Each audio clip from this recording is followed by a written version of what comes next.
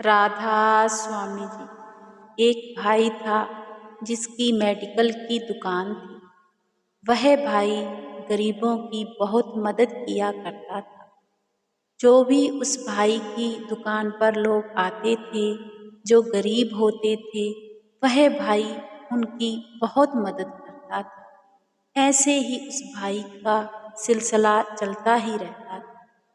यह बात देखकर जो पड़ोसी दुकान वाले थे, वह बहुत परेशान रहते थे।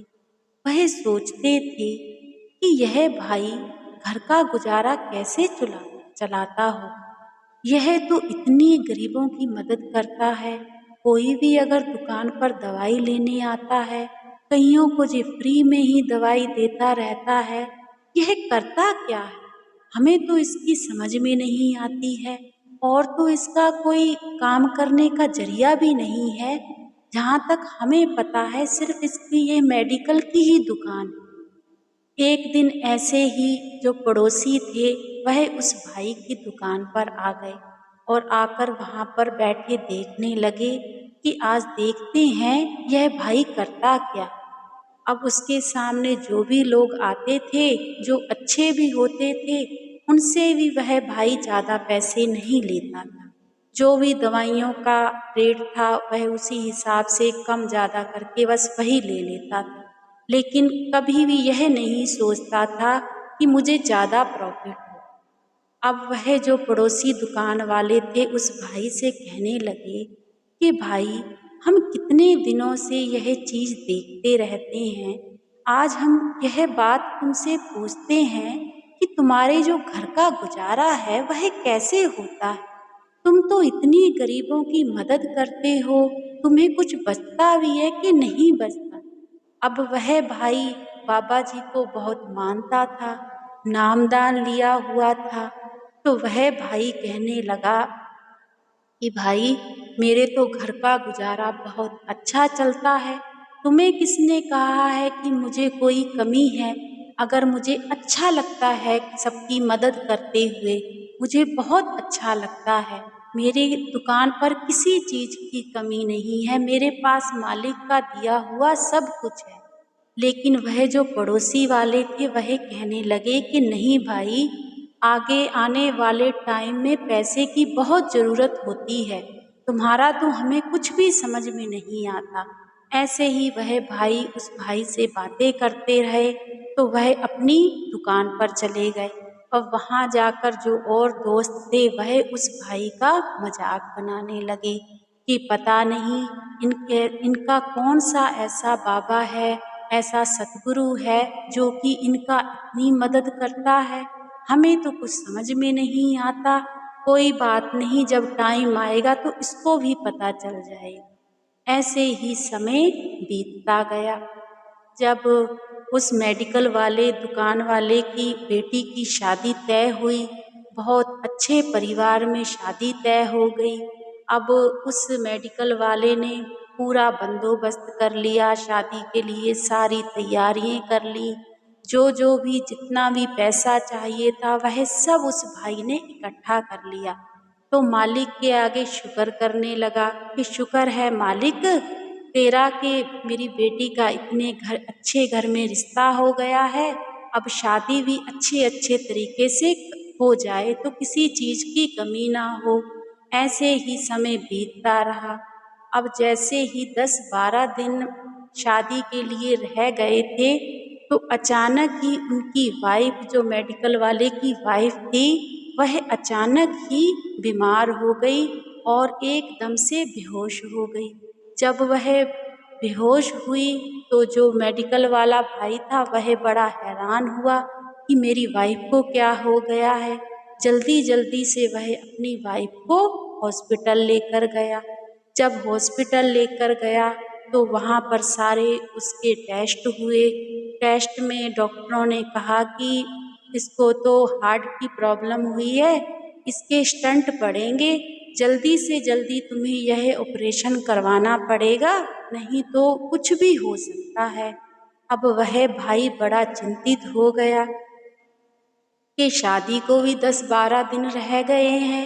और स्टंट भी पड़ने हैं तो खर्चा भी इसमें 4-5 लाख रुपए का आ जाएगा।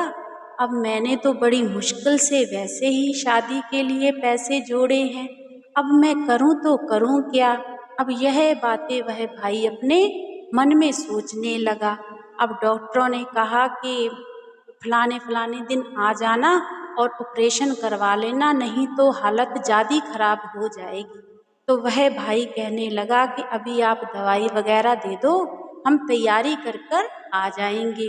अब वह परिवार वाले अपने घर वापस आ गए। जब घर वापस आए तो उनकी वाइफ भी कहने लगी कि आप चिंता मत करो, अपने सतगुरु पर भरोसा रखो, मुझे कुछ नहीं होगा, आप बेटी की शादी करो, बेचिंत होगी। अब वह भाई कहने लगा कि देखो बेटी की तो मैं शादी करूँगा ही, और तुम्हें पता भी है मैंने सारा इंतजाम कर लिया है, लेकिन तुम भी मेरे लिए उतनी ही ज़रूरी हो। और डॉक्टरों ने कहा है कि अगर अब कोई ऐसा कुछ हुआ तो तुम बच नहीं सकती हो, तो मैं तुम्हें तो ऐसे देख नहीं सकता हूँ, तुम चिंता मत करो, मैं कोई ना कोई इंतजाम ज़रूर करूँगा। अब यह बात कहकर वह भाई अपने मेडिकल पर चला गया। जब मेडिकल पर गया तो वह भाई ने फिर वैसे ही दवाइयाँ वगैरह लेने लोग आए तो वह भाई उसी रेट में ही दवाइयाँ दे रहा था। तो जब वह पड़ोसी दुकान वाले फिर उस भाई की दुकान पर आए तो वह जो मेडिकल वाला था वह उनसे कहने लगा कि भाई मुझे थोड़ी मदद की ज़रूरत है। तो वह पड़ोसी कहने लगे क्या हो गया है ऐसा कि तुम्हें मदद की ज़रूरत पड़ गई है। तो वह जो मेडिकल वाला था वह कहने लगा कि तुम्हें तो पता ही है कि मेरी बेटी की शादी है, उसके लिए तो मैंने सारा इंतजाम कर लिया है, शादी के 10-12 दिन रह गए हैं, लेकिन जो मेरी घर वाली है, जो मेरी वाइफ है ना, उसको अचानक अटैक हुआ है और उसके जो स्टंट हैं वो पड़ने हैं, ऑपरेशन होना है, उसके लिए मुझे 4-5 लाख रुपए की ज़रूरत है। अगर तुम लोग मेरी थोड़ी थोड़ी मदद कर दो तो मुझे अच्छा लगेगा, मेरा हाथ सही हो जाएगा। तो वह जो पड़ोसी दुकान वाले थे वह कहने लगे कि भाई ऐसा है कि पैसे तो हमारे पास नहीं हैं, अगर होते तो हम ज़रूर देते, लेकिन यह बात तो हम तुम्हें पहले भी कहते थे कि जो तुम इतना दान पुण्य करते हो ये किसी काम नहीं आता है, क्यों ऐसे ही दवाइयाँ तुम देते हो, कभी ना कभी पैसे की ज़रूरत पड़ती ही है, लेकिन तुम हमारी बात मानते ही नहीं थे। अब कहो अपने बाबा से, कहो अपने सतगुरु से, जो हम तुम्हें हमेशा यह कहते थे तो तुम आगे से हमें यही कहते थे, करेगा मेरा सतगुरु, करेगा मेरा बाबा, अब तुम्हारा बाबा कहाँ पर गया है। अब वह जो पड़ोसी थे वो ऐसी बातें सुनाकर अपनी दुकानों पर आ गए और आपस में फिर मजाक बनाने लगे कि देखो अब यह कितना परेशान है, अब इसका बाबा कहाँ गया है, कितने कितने दिन तो ये सेवा पर चला जाता था, आता ही नहीं था दुकान पर, और अब कह रहा है कि हमारी मदद करो, अब इसकी मदद कौन करेगा, अब देखते हैं इसका बाबा क्या करता है। ऐसे ही वह भाई मजाक बनाने लगे। अब वह जो भाई था मेडिकल वाला ऐसे ही अपनी दुकान पर आता और घर चले जाता। अब एक दिन उस भाई का बहुत मन खराब और उधर से वाइफ की भी थोड़ी तबीयत खराब हो रही थी, तो उस भाई का भी बड़ा मन खराब, तो वह कहने लगा कि बाबा जी अब मैं क्या करूं, अब आप ही हो अगर कुछ कर सकते हो तो। वह भाई अपने भजन सिमरन पर बैठ गया। भजन सिमरन पर बैठे भी भय भाई बड़ा परेशान और उसकी आंखों में आंसू आ गए और वह रोने लगा, कहने लगा कि मालिक मैंने कभी किसी का बुरा नहीं किया है, आज अगर वो मेरी बेटी है तो आपकी भी बेटी ही है, आप ही मेरी इज्जत रख सकते हो, अगर मैं आज बेटी की शादी नहीं करता तब भी मैं बदनामी होगी, अगर मैं वाइफ का ऑपरेशन नहीं करवाता तब भी मेरे हाथ कुछ भी नहीं लगेगा। हे मेरे मालिक मेरे पे कृपा कर, कुछ ऐसा कर कि मुझे कोई रास्ता दिखा। ऐसे ही वह भाई अपने भजन सिमरन पर बैठे हुए बातें कर रहा था, उसका मन ही नहीं लग रहा था भजन सिमरन पर। अब जब वह भाई अपने भजन सिमरन पर बाद में बैठ गया, अपने भजन सिमरन करके उठा, तो उसकी जो वाइफ थी ना, वह अपने आदमी के पास आई और कहने लगी कि क्यों आप चिंता कर रहे हो। तो वह भाई रोने लगा और अपनी वाइफ के गले लग गया कि बताओ मैं क्या करूं, मैं बहुत परेशान हूँ, मुझे कुछ समझ में नहीं आ रहा। हम ना बेटी की शादी में कम खर्चा कर लेंगे, तुम ऐसे करो मैं तुम्हारा ऑपरेशन करवा देता हूँ। वह वाइफ ना आगे से मुस्कुरा दी और कहने लगी कि क्या बातें कर रहे हो, मुझे तो ऑपरेशन की जरूरत ही नहीं है। तो उसके हस्बैंड कहने लगे कि यह तुम क्या कह रही हो, ऐसा कैसे ऑपरेशन की जरूरत नहीं है। तो उनकी वाइफ कहने लगी कि मुझे तो बाबा जी मिले थे, मेरे सतगुरु मुझे कह कर गए हैं कि तुझे तो कोई परेशानी ही नहीं है, तुझे तो कोई तकलीफ ही नहीं है, तो तेरा ऑपरेशन काहे का होना है। अब यह बात सुनकर उसके हस्बैंड कहने लगे क्यों बच्चों की तरह बातें कर रही हो, तुम मेरा मन रख रही हो ना कि मेरी बेटी की शादी है इसलिए तुम ऐसी बातें कर रही हो। अब दोनों लोग वो रोने लगे। उसकी वाइफ कहने लगी ऐसा कुछ भी नहीं है, अगर तुम्हें मुझ पर विश्वास नहीं है ना तो सुबह चलकर डॉक्टर से टेस्ट करवा लेंगे। तो उसके हस्बैंड कहने लगे ठीक है, सुबह चलकर डॉक्टर से टेस्ट करवा लेंगे।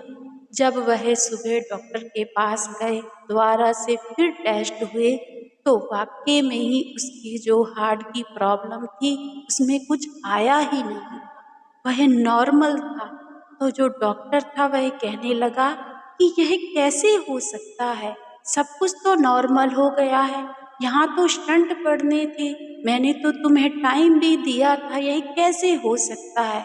अब वह लोग वहाँ तो कुछ बोले नहीं, अपना जो भी टेस्ट करवाना था वह करवाकर अपने घर वापस आ गए। लेकिन वापस आके दोनों लोग अपने सतगुरु के आगे खड़े होकर रोने लगे और कहने लगे कि हे सतगुरु, तू इतना दयावान है, तू ऐसा करता है, हमें तो पता ही नहीं था कि कब तूने हमारा दुख काट दिया। अब तू ही हमारी इज्जत कैसे रख ली आपने मेरे गुरु। और वह दोनों लोग अपने मालिक का शुक्राना करने लगी। अब 2-4 दिन ही बेटी की शादी को रह गए थे। अब बेटी की शादी का दिन भी आ गया। अब बेटी की जिस दिन शादी थी उस दिन बहुत अच्छा उन्होंने फंक्शन रखा था। जो भी तौर तरीके थे सारे तरीकों से उस लड़की की शादी हुई। तो उस शादी में जो पड़ोसी दुकान वाले थे वह भी आए और आकर उस मेडिकल वाले से कहने लगे कि भाई, तू तो कह रहा था कि भाभी जी को बड़ी परेशानी है और उसका ऑपरेशन हो रहा है, भाभी जी तो लग ही नहीं रही है वैसी है, यह तो बिल्कुल ठीक लग रही है। तो वह जो भाई था उसकी आंखों में आंसू आ गए और वह कहने लगा कि भाई, मेरे बाबा जी ने किया है सब कुछ, तुम मेरा मजाक बनाया था ना कि तुम्हारा बाबा क्या करेगा, तुम्हारा सतगुरु क्या करेगा। मेरे सतगुरु ने तो सब कुछ ठीक कर दिया, मेरी वाइफ को कुछ आया ही नहीं है, जो स्टंट डलने थे वो डले ही नहीं है, उसके हार्ट में कोई दिक्कत है ही नहीं। डॉक्टर कह रहे थे शायद हमसे ही कोई गलती हो गई थी। अब वह जो पड़ोसी थे वह तो उनको समझ में ही नहीं आ रहा था कि यह क्या हो रहा है और यह कैसे हो गया है। अब उनकी बड़ी खुशी से शादी हो गई। अब लड़की अपने घर चली गई। अब वह मेडिकल वाला फिर से अपनी दुकान पर वैसे ही जाता था। लेकिन जो पड़ोसी थे वह इस चीज को मान चुके थे कि सच में ही तुम्हारा जो सतगुरु है वह बहुत ही दयावान है और बहुत ही करने वाला है। भाई, हमें भी बताओ वह सतगुरु कहाँ रहता है। तो वह जो पड़ोसी दुकान वाले थे वह भी उस मालिक के साथ जुड़ गए। वह भी लोग ब्यास जाने लगे। ऐसे होते हैं पूरे सतगुरु, ऐसे होते हैं हमारे मालिक। वह पता नहीं कब सूली की सूल बना देते हैं, कब हमारा कष्ट काट देते हैं। बस हमारे में वह चीज़ विनम्रता होनी चाहिए और मालिक दया करते हैं। इस चैनल को ज़्यादा से ज़्यादा सब्सक्राइब ज़रूर किया कीजिए और हमें भी फिर अच्छा लगता है कि पता लगता है कि आपको हम जो भी साखी सुनाते हैं वह आपको अच्छी लगती है, तो हम इससे भी अच्छी से अच्छी साखियाँ आपके लिए ज़रूर लेकर आएंगे।